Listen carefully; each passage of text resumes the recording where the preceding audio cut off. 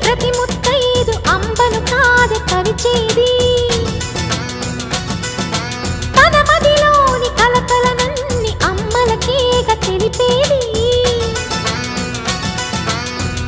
నెలతలే లేకుంటే దేవుడికి నెలవేది భక్తులే రాకుంటే గుడికి ఇక వెలుగేది దయతోటి కుంకుమ పూలు అక్షింతలు మనమంతా ఇవ్వాలి తన తాళి నిలపాలి తాళి కాచే ముత్తైదా ఎల్లమ్మ ఎల్లమ్మ పోదామా ఎల్లమ్మ ముసురు కాచే